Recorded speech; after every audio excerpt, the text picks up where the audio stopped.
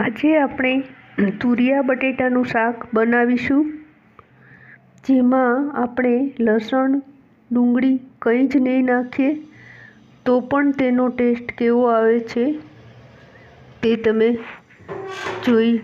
જોજો.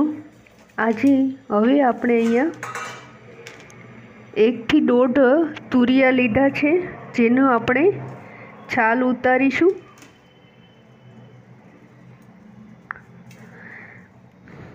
છાલ ઉતારી બાદ આપણે હવે મેં 3 બટેટા પણ લીધા છે, આપણે હવે તેની પણ છાલ ઉતારીશું.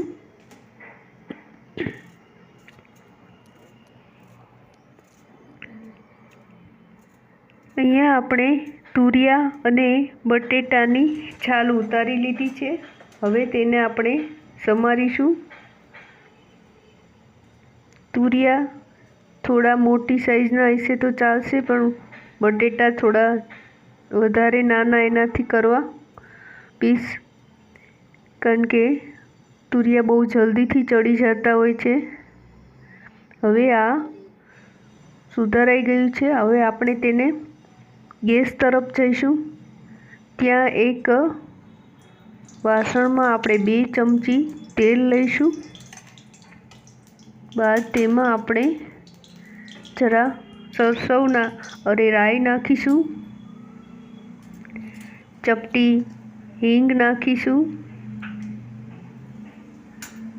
હવે તેમાં આપણે આ શાક પણ વઘારી દઈશું. હવે આપણે તેમાં મીઠું અને હળદર પાવડર નાખીશું અને તેને ઢાંકી અને છોડી દઈશું. 2 મિનિટ પછી જોઈશું.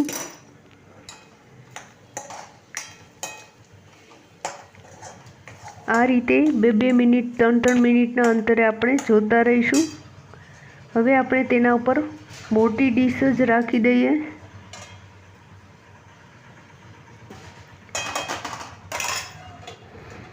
અને તેના પર આપણે પાણી નાખીશું,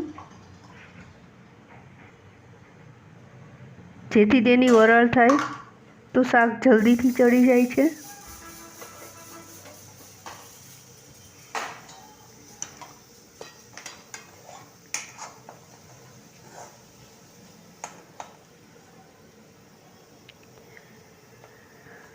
હજી જરાય નથી ચડ્યું. મારી ચેનલને લાઈક, શેર એન્ડ સબસ્ક્રાઈબ જરૂરથી કરજો મિત્રો.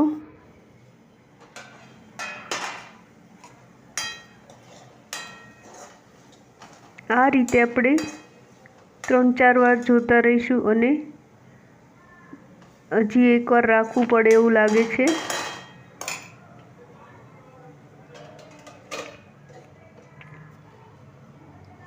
હવે તે જોઈ લઈએ. કદાચ તો હવે ચડી જ ગયું છે.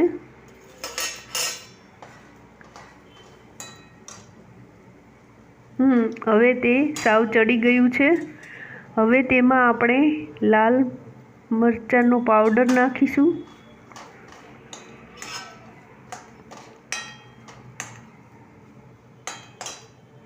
થોડો આપણે લીંબુનો રસ નાખીશું.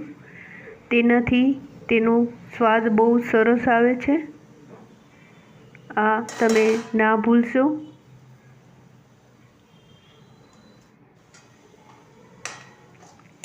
હવે તેને આપણે સર્વ કરીશું. Thank you watch for video. Like, share and subscribe my channel. Thank you મિત્રો.